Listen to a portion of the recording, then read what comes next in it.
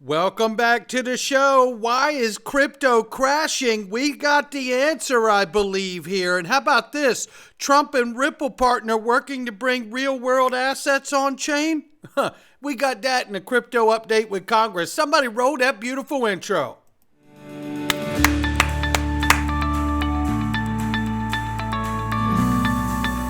Digital Perspectives with Brad Kimes. Come on in.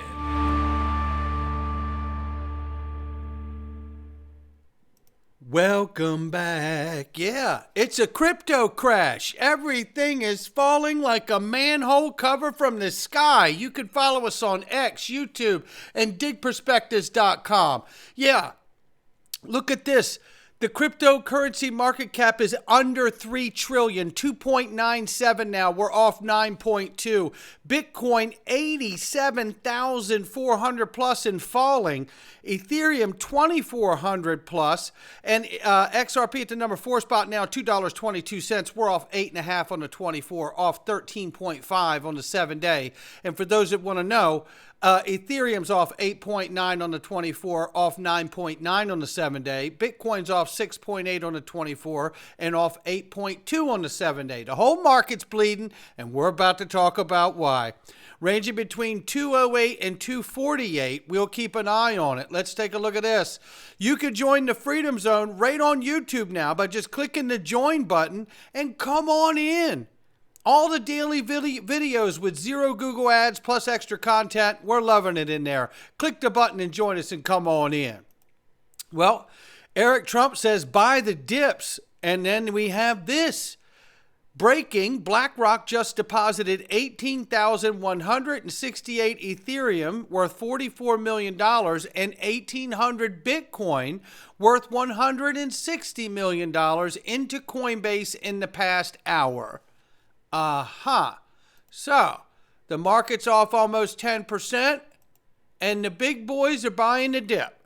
And I am too. Come on in. We've seen this over and over and over again, but why is it happening today? Well, yesterday we reported that 5 of the states that have been pursuing a Bitcoin strategic reserve for their individual states has been rejected, including the home state of Senator Lummis. Vincent Van Code says, I believe that this may be the main cause for Bitcoin and hence all of crypto XRP crash, because Bitcoin is still running dominance over the market. If you control Bitcoin, you control the market. That's how it's going to be until utility is the price driver out here. That's the way it works, and I believe this is absolutely spot on. Shout out to Vincent Van Code. This is exactly what we were talking about yesterday, and it's something to watch, and we will watch it, and we need to watch very closely. There's a lot to go over today. Let's get into it. This is a brush up from yesterday. Federal Reserve from Smoke Dog. Federal Reserve officially embraces BFT, which is Byzantine fault tolerance, cementing XRP, XLM, and HBAR's role. Now, in these documents here, Fed researcher unveils secure payments with Byzantine fault tolerance can process 110,000 transactions per second. Then from the federalreserve.gov here, you see the actual the write-up for the Byzantine fault tolerance database, potential for modern payment system. And then we went through, obviously, showing that federated Byzantine agreement is Ripple and Stellar, and also used by HBAR as well. And it may be others, but those are 3 that I know of. Now, with that being said, Ripple and Stellar use a federated voting process that is a variant, a hybrid of the Byzantine fault tolerance. So when we're showing you that, it's not like we don't understand that they're different, but Federated Byzantine Agreement is a version, a hybrid variant of Byzantine fault tolerance. So that's why the connection there. And then we all also understand that the Federal Reserve has Ripple a part of their FedNow, right? So it gets very, very interesting when you see these kind of connections. And you want to know just how deeply involved when they flip this thing on in July, right? Because that's when we're supposed to see that. So that is exciting, and I'm excited to see what happens when FedNow fires up and just how deeply Ripple may be included inside of that. So just wanted to brush that up because federated fault tolerance and federated Byzantine agreement are really a hybrid of the BFT. TradeFi industry asked David Sachs to include federal banking agencies in president's working group. And obviously, I get why. However, we need to be careful of this because we know that it was the large banks that were really using regulatory capture of the SEC and other agencies, I believe, to manipulate and suppress this innovation. So we want to be careful here. But a network group representing American finance industry is calling on the White House crypto czar David Sachs to include federal regulators in the president's working group on digital assets. In a letter, they said, basically, the Clearinghouse Association, the Banking Policy Institute, American Bankers Association, Financial Services Forum, the Association of Global Custodians in the Security Industry, and Finance Markets Association, SIFMA, say they strongly supported Trump goals with the president's working group. However, the group says that it believes many regulations and instructions on digital assets from regulators must be rescinded or watered down, especially those requiring every crypto-related activity to go through extensive approval processes. And see, this is the admission of that sector going, you know what? We have stop markers everywhere just crushing crypto. It's like it's not as simple as you can do it today. So there's a whole bunch of rules and all of this through all the different agencies and rulemaking and this that have to be rescinded or watered down. Additionally, the group says that the banks are now heavily involved with digital assets. Just like that. All it took was an election. We're 1 month away from the inauguration here. Federal banking regulators should be more included in developing industry's regulatory framework. Given the bank's involvement in digital asset-related activities is critical to helping the United States cement its leadership position in the global digital asset ecosystem, we urge you to reconsider their involvement. We believe these agencies' participation in PWG and any other digital asset and crypto-related work undertaken by the administration, blah, blah, blah, blah, blah. Please don't shut the door on us like we shut it on you for 4 years. That's what the letter is. Pieces of shit. Anyway, Ron Hammond's got an update from Congress. Well, these banks. Oh, these banks. It was okay when they had the door handle, right? Anyway, Ron Hammond gives us an update here from Blockchain Association this week in Congress, and then we've got something after it you're going to want too.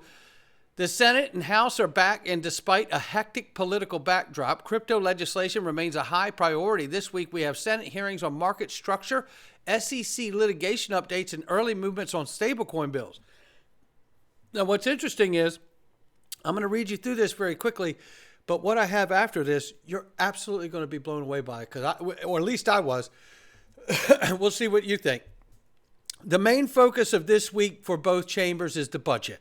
With the potential shutdown looming in mid-March, the drama is likely to continue, potentially delaying movement on a variety of bills like Senator Ted Cruz and Mike Carey, the repeal of the IRS DeFi broker rule. This budget drama, though, is nothing new or unexpected given the tight R majorities, but their bill will likely be the first crypto vote this Congress. So obviously there's a variety of desires to get that bill as soon as drama subsides. Now, while awaiting the IRS broker rule to be repealed, Banking GOP has a packed week. The first hearing on regulatory frameworks Wednesday and advancing various nominees Thursday. Still no word yet on Paul Atkins' confirmation, but likely soon from public statements. The Senate hearing witnesses include Jonathan Jackham from Kraken and others from LightSpark and New York crypto lawyer. Much of the focus will be similar to the House hearing 2 weeks ago, which means market structure, agency coordination, and need for Congress to pass a framework ASAP. The other major Senate development worth noting is also Brooks is co-sponsorship of Senator Haggerty's stablecoin bill. She's a new face to the Senate Banking Committee, but joins Gillibrand as a Democrat in contrast to the committee D-led Senate by Senator Warren views on the bill. The House doesn't have hearings on crypto this week, but their stablecoin hearing was announced for March 11th. It still seems stablecoins will be going first, and likely the Senate will be the chamber that moves earlier. Unclear when, but they seem determined to do soon. However, the budget fight this week is a good example of just how fluid dates can be. This is just common in politics, but what is different this go-around is that crypto is still viewed as a high priority in DC circles. That wasn't the case in years past, so still optimistic. It does seem a majority of the crypto cases near deadlines got stays or dropped by the SEC. The crypto task force led by Hester Peirce put out this important speech with 48 key questions they are soliciting feedback on, worth a look in what's inside. This week will be busy, and while much of this week's work is behind the scenes given the budget drama, we are expecting a hectic March. Tax, stablecoins, and market structure all of top of mind, and all the hearings will eventually lead to bills and votes. Stay tuned. Well, that's a great update from Ron Hammond. Now let's hear from Cody Carbone from the Digital Chamber and listen to what he says. I would encourage folks to think bigger than just market structure and stable coins. We could see a massive crypto bill move. And remember, we have to have taxes for it figured out too. This will likely be a larger bill. I would encourage folks to think bigger than just market structure and stable coins. Wow. I think we could see a massive crypto bill move. The goals, which are very ambitious, is that folks want to move stablecoins first. They think we're further along. We've already seen various proposals get introduced this year with, I know we'll talk about it later, but Genius Act, Stable Act, the Waters Bill. And so folks want to move stablecoins first and then turn to market structure. And really that ambitious goal is, can we get this done by August recess? And so I think we'll see a large standalone product. This bill is already huge. If you remember FIT, it's over 200 pages. The Lummis-Gillibrand bill is almost 200 pages. This is already massive. And so I think that folks are very focused. This is a priority. We heard in that press conference, Chairman Hill, Chairman G.T. Thompson say, hey, yes, there are a lot of competing priorities. We've got budget reconciliation that is going on in both chambers. We've got the debt limit to address. Government funding expires in 3 weeks. However, that won't interfere with what we're trying to do on digital assets, that we are moving these simultaneously. And that's why we're seeing these hearings come up so quickly in the new year. I mean, it's no surprise. We had a digital asset subcommittee, and one of the first hearings in Senate banking is a subcommittee hearing there. Same thing in the House side.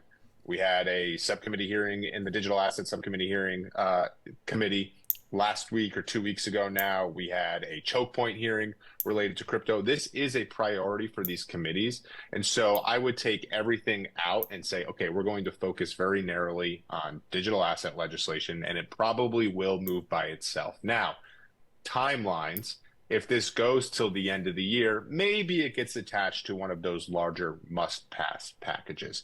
But they really want to move this quickly. They want to move something, whether it's stablecoins first in the first 100 days or market structure by August recess, and they want to move them as standalone bills.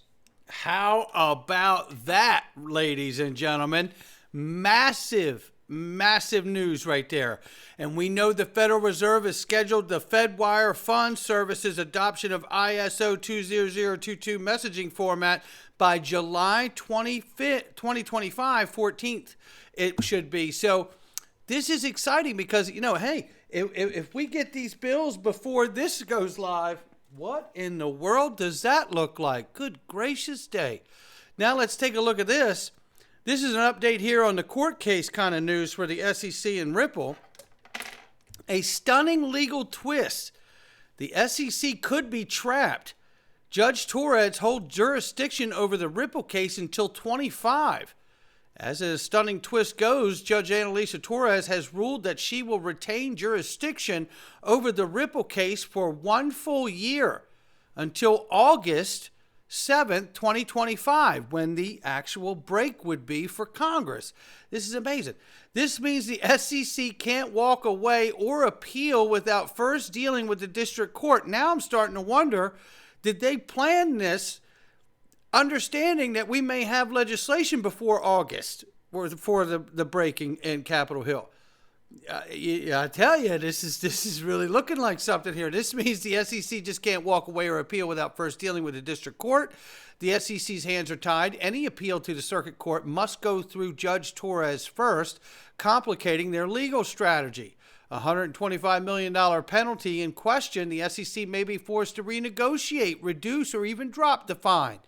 Ripple's advantage: with Torres maintaining oversight, Ripple gains another year of legal stability and strategic positioning. You know, in some ways, through all of this we've been through for 4 years of a crypto winter, we've been sued, but in some ways we've been insulated at the same time. Yes, it's been hell, but there's been an insulator. I tell you, we have not had to deal with the Voyagers of the world directly. Ripple doesn't get involved with them, or the Celsiuses, or the FTX, and this and that and that and that. Now, they invested in FTX, but they didn't suffer any loss to anyone in the network, right? Working in the network and all of that. So, this is just funny, like getting this. Legal insiders call this uncharted territory, a move that could push the SEC towards a full settlement or a weakened appeal. Meanwhile, the crypto task force in Congress are actively working to fix the regulatory gaps that led to this lawsuit in the first place. Again, could this be a way of covering and shielding Ripple and XRP until the legislation is passed and we see that all these other cases are being dropped or ended as far as the investigations go? This is so wild. But I tell you what, we know that we talked and we broke the news about how World Liberty Financial, the Trump organization, is going to be working with Ondo Finance. We covered that a week or two ago. Hugely exciting news. And we know that Ondo Finance is launching T-bills in conjunction with BlackRock's Biddle Fund on the XRP ledger. And we know that Ondo also announced that they're working with Stellar too. And that's super exciting to me. So when I think about all this stuff, it's just not, this isn't an accident, right? It just isn't. I think we all know that, right? Take a listen to this clip.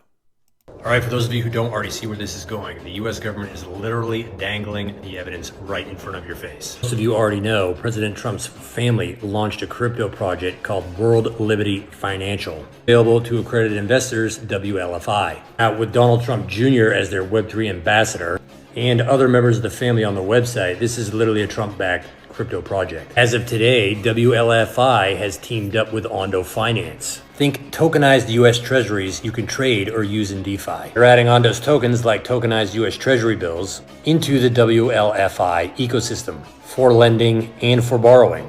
This means one day you could literally use a tokenized Treasury bill collateral for a crypto loan. Now, how does this connect to Ripple and XRP? Ripple is working with Ondo Finance to launch these tokens on the XRPL. So to make this super simple to understand, a huge fund of US Treasury bonds turned into crypto tokens called OUSG will live on the XRP ledger. Investors will be able to buy and sell these tokens 24/7, settle using Ripple USD stablecoin. So in essence, this is like bringing Wall Street bonds to a crypto network. That's going to play out for XRP's price and network adoption. So then what is the connection to Elon Musk? As we all know, Elon Musk has a new job with Department of Government Efficiency, or Doge, like Dogecoin. Now, we all know Musk is pushing for blockchain tech to cut government costs. His team has been meeting with blockchain projects, and guess what? Projects has been invested in by World Liberty Finance, and they are reportedly currently in talks. It's called Movement Labs, or MOVE, M-O-V-E. Now, World Liberty Finance has purchased a bunch of those tokens as Elon's team is exploring blockchain solutions. And if you haven't figured it out yet, why the fuck does all this matter? This trio is literally a glimpse into the future of finance and how things will be run. You have a president backing a DeFi platform, a crypto company, Ripple, bringing regulated assets on-chain, and a tech icon, Musk, trying to weave blockchain into government. All happening at once after years of suppression of XRP. And then on top of it, you got to remember X is about to be an everything app, a super app. where you'll be able to take digital currencies and stable coins alike and send them back and forth at will, which is a Twitter handle. Oh, I'm liking where this is going, ladies and gentlemen. Look, it's not financial advice from me or anyone else. It's just my digital perspectives. I'll catch all of you on the next one.